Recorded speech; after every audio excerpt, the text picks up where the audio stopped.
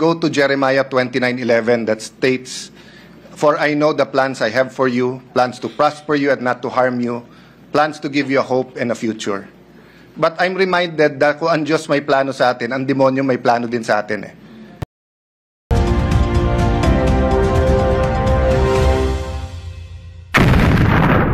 Mr. President, my motion stands.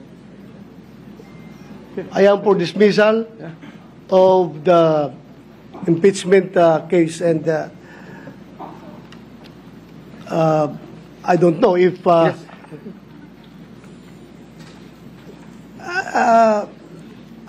am open.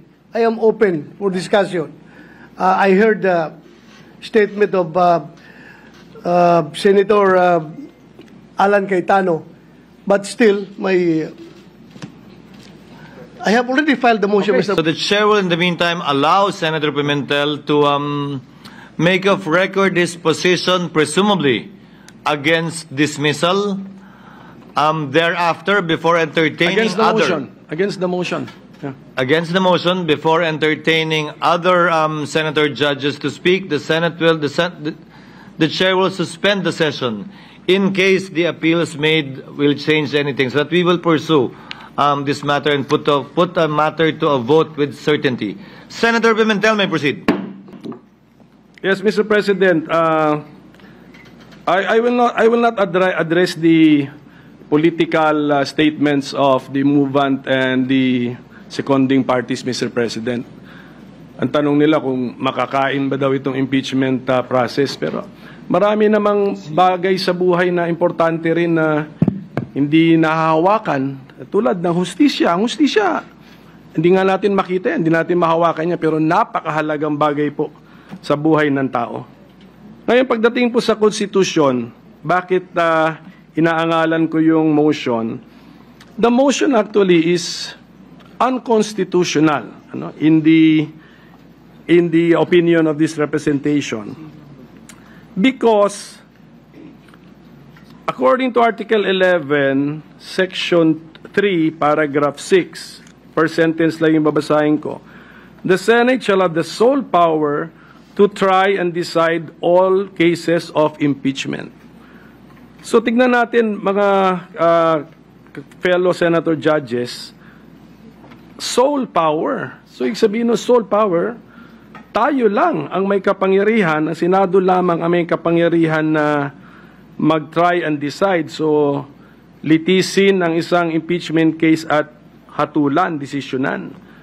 Ngayon, kung aayaw tayo kaagad, ni hindi natin na-try, ang try is litis, palabas yung mga facts para ma-apply natin yung judgment natin sa facts, wala na pong matatakbuhang ibang body. That's why a motion which cuts short the entire process is unconstitutional. And then, same article, Section 3, Paragraph 4, basahin ko ulit ito, pero paulit-ulit ko na ito sinasabi when we were in legislative session. In case the verified complaint or resolution of impeachment is filed by at least one-third of all the members of the House, the same shall constitute the articles of impeachment, and trial by the Senate shall forthwith proceed. I believe, and I think I'm correct, that the impeachment case against the Vice President falls exactly under the facts assumed in Paragraph 4.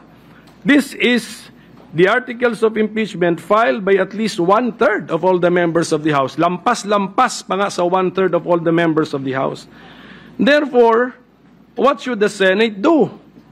Trial by the Senate shall forthwith proceed. So, trial means we bring out the facts so that we can now apply what is the mandate of the Constitution. Mag-decide tayo given the facts. Should that impeached official continue to remain in office, or should that impeached official be removed from office? High-ranking government official. So kung makita po natin, in two constitutional provisions, andun yung word na try andun yung word na trial. So wala po tayong choice but to respect, lalo na ito, we fall squarely under this subparagraph 4 which I just read. We have to respect the decision of the overwhelming majority of the members of the House of Representatives, more than 1/3, because they are also the representatives of the people. If they find something worthwhile charging a high-ranking government official with an impeachment and impeaching that official, the Senate has no choice but to hold the trial. Bakit? Yung mga representatives ng taong bayan sa House of Representatives, gusto rin makita ng taong bayan, did they act properly? Did they act justly? Ano bang ebidensya nila? Ilabas yan. O kasi kung wala ring ebidensya, sinayang yung oras, sinayang yung resources, next election, lagot kayo sa inyong constituents. And then at the same time, a trial necessitates respecting the rights of the parties. We are also respecting the right of the impeached official kasi kaya nga ang tawag sa kanya, impeached officer na siya eh. So, na-tarnish na nga actually ang kanyang reputation in public service ng House of Representatives. The trial will give that impeached officer the chance to clear his or her name and at the same time maybe rebuild his or her reputation, Mr. President. So, Mr. President, for all these reasons, I object to the motion, but my anchor argument is that it is unconstitutional. The Senate, as the impeachment court, cannot cut short the process by dismissing an impeachment complaint, Mr. President. It's the pleasure of Senator Judge Villanueva and thereafter Senator Judge Cayetano. Senator Judge Villanueva, you may proceed. Thank you, Mr. President, Presiding Officer. Nung sumumpa po tayo bilang mga senador ng Republika ng Pilipinas, ang sinumpaan din po nating tungkulin ay pag nagkaroon ng pagkakataon na magkaroon ng impeachment proceedings, tayo po ay tatayo bilang mga senator judges ng impeachment proceedings. Nung time po, Ginoong Pangulo, na ang House of Representatives ay dininig itong mga several impeachment complaints, natatandaan ko yung tatay ko, Ginoong Pangulo, hindi po siya pumirma, not just because he doesn't believe in the impeachment complaint, but because he knows for a fact that his son will stand as one of the jurors, as one of the judges, Mr. President. Kaya po, nais nating panatiliin ang pinakamataas na antas ng integridad at pagkilala sa mga nagaganap dito po sa bulwagang ito. And having said that, Mr. President, this representation during the time when we have yet to convene the impeachment court objected to the motion because this representation believes that the motion should be filed in this impeachment court. Now, in this impeachment court, Mr. President, I am objecting because, let me quote again, Article 6, Section 3, Paragraph 4 of the 87 Constitution provides that upon the filing of a verified complaint impeachment by at least 1/3 of the members of the House of Representatives, trial by the Senate shall forthwith proceed. At ito yung dahilan kung bakit ang ating Senate President nagpagawa agad ng robes, pinrepair ang bulwagang ito, at hindi natin sinasabi, Mr. President, na mababaliwala yung mga binanggit ni Senator Bato, Judge Senator Bato, Judge Senator Bongo, tungkol po doon sa impeachment complaint. Hindi din po natin binabaliwala at kailangan talagang mapag-usapan natin yung tungkol sa 1-year ban, yung pong tungkol sa jurisdiction ng impeachment court to make sure that the representatives representing the House of Representatives shares the same intention as the 19th Congress, ito pong 20th Congress ng HOR. Number 2, Mr. President, yung Article 11, Section 3, Paragraph 6 na binanggit po kanina ng ating minority leader. Ang Senate's role is to try and decide all cases of impeachment. Kaya po, sa totoo lang, Mr. President, tinignan ko ho yung konstitusyon, hindi ko po makita kung binibigyan ng authority ang Senado para i-grant yung to summarily dismiss, Mr. President, ang isang impeachment complaint. The power of initial determination belongs solely to the House, ang Senate magta-try. Mr. President, nung pong panahon ng impeachment ni then Chief Justice Corona, may motion po during the trial, yung second day, wherein the defense challenged the validity and legality of the proceedings. And in connection with the initiation of the impeachment complaint of the House of Representatives, the defense argued that the verification of the impeachment complaint was fatally defective and should thus be dismissed. Ang impeachment court po ruled in favor of the prosecution on the said motion, and arguing that the impeachment complaint was made in accordance with paragraph 4, section 3, article 11 of the Constitution. So, yung defective, na fatally defective, kanina nabanggit po, kaya po ako nabuhayan ng loob dahil may nabanggit po kanina si Senator Judge Alan Cayetano, Senator Judge Bongo, tungkol po doon sa checking yung House of Representatives. Kung sila ba ay interesado pa, kung sila ba ay naniniwala na tatawid mula sa 19th to 20th Congress ang impeachment na ito, kailangan po natin makita ito at malaman. And if that is the motion, Mr. President, I am more than willing to support that motion because para sa akin, and this is my own personal opinion as a senator judge, hindi po madidelay ang impeachment trial. Hindi po maaapektuhan ang impeachment trial sapagkat ibabalik po natin sa kanila at sasabihin natin, meron ba itong verified complaint na ito? Ito ba ay inyong sinusuportahan pa rin sa 20th Congress? So, Ginoong Pangulo, for that reasons, I would again reiterate my objection to the motion to dismiss, Mr. President. Thank you. Senator Cayetano. Sir President, I take this podium in the hope that after I speak, Senator Judge Bato will get behind my idea, or the idea eloquently espoused by Senator Joel Villanueva. Sabi po sa Section 88 of Rule 30 of the Rules of the Senate, the sponsor or any motion or measure, the sponsor of any motion or measure may withdraw or modify it before its amendments or resolution or before a nominal vote is ordered on the same. Before Senator Pimentel, Senator Judge, Minority Leader Pimentel spoke, clarify lang po ni Senator Bato that he's standing, itutuloy po niya yung motion, and I think hindi niya kinonsider ng motion to amend yung statement ni Senator Bato. But after hearing Senator Bongo, after hearing Senator Joel Villanueva, after hearing the Majority Leader and Minority Leader, I ask you for some patience. Just hear me out on a very practical approach to this. No?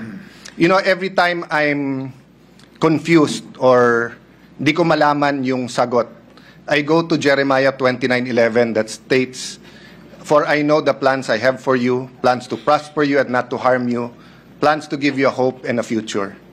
But I'm reminded that kung ang Diyos may plano sa atin, ang demonyo may plano din sa atin. So, one way or the other, we have to make a decision today, and it has to be the right decision. So, ito yung very practical approach ko po. We can do three things. We can dismiss it today, we can remand it to the House of Representatives, or pwede natin ituloy bukas. If we dismiss it today, based on the ground that it is violated the Constitution at more than once na po ito na-file in 1 year, we don't have enough time today to debate that. As the Minority Leader said, yes, we can take judicial notice of the dates, pero I wanna see the documents. Kailan ba talaga nag-file, sino, final, etc. So aabot tayo bukas and even tomorrow with 23 opinions dito. My point is, Mr. President, I cannot in conscience, as a lawyer and as a senator judge, just make that rash decision that it violated the 1 year. I mean, ngayon ko lang nalaman na pwede yan, or if we were thinking about it the last few days, pero ang Supreme Court nakailang araw na, nakailang linggo na, hindi rin nagdedesisyon pa. So, mabigat tong puntong ito. That's my appeal to Senator Bato, na mabigat desisyonan ng dismissed based on it has not been filed, that we violated the Constitution na mahigit isang beses tong final. Yes, may mga Supreme Court decision. That's why I'm ready to consider it. Kung wala kasing Supreme Court decisions, walang mag-guide sa atin eh. Kung unang beses to na hinaharap natin ng impeachment at 4 ang final, whatever we decide, pupunta sa Supreme Court eh. Pero ilang beses na to pumunta sa Supreme Court eh. So meron ding guide, but do we have enough time right now? Second po, handa ba ang prosecution? Ang makakasagot lang po nun, not even the re-elected prosecutors. Remember po, magkakaroon pa ho ng session sa umaga ng SONA sa July. At mag-e-elect pa ng speaker. And based on that, i-confirm pa nila kung itutuloy nila to o hindi. Of course, by all indications now, itutuloy. But why will I assume that? Why will I also assume na 4 yung final? Hindi ko nakikita pa yung lahat ng dokumento. Pero lahat ng briefer nandito. Kung talagang kailangan mag-decide today, they give us a few minutes, we'll take judicial notice or ask our very able secretariat. No? The third is that hindi daw pwedeng tumulay sa 20th Congress. Pero lahat tayo po ay nag-agree na hindi natin mapipigilan ang 20th Congress na i-take up to. So, bibilisan ko na po ha. If we dismiss it today, pwede ba mag-file ng motion for reconsideration yung prosecutors? If yes, kailan nila ipapile to? Tomorrow. Kung hindi tomorrow, sa 20th na to. So, all the arguments na sinabi ni Senator Bato, totoo din, dun na yon. Okay. If ituloy naman natin tomorrow, babasahin yung articles, bibigyan ng 10 araw, mag-issue ng summons, bibigyan ng 10 araw na sumagot ang akusado or yung the Vice President has been impeached, and then pwede yung prosecutors 5 days, aabot na tayo ng June 30 nun, hindi pa nagko-convene ang 20th Congress until the day nung SONA. So, in both cases, dismissed or tuloy, dun pa rin tayo magharap eh. Ano po ang benefit ng pag-remand? Again, excuse me everyone sa legal, moral, because I only had a few minutes to think about this. Kung sana si Senator Bongo ang nagpa-amend, I was willing to listen. Pero hindi daw yun amendment at hindi tinanggap ni Senator Bato. So ako nagmumove ngayon na i-consider ni Senator Bato, i-amend yung motion niya from dismissal to remanding. No, I cannot move myself na i-remand because may pending motion now.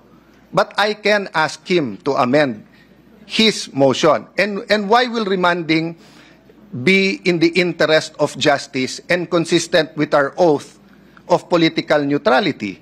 Kasi ang mangyayari nito, hindi pa binabasa yung articles of impeachment bukas, babalik to sa House of Representatives.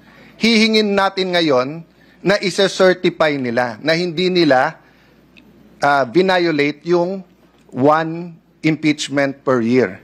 Number 2, by the time they answer sa 20th Congress, prosecutors na ng 20th Congress ang mag-a-affirm na interesado kami na itutuloy namin to.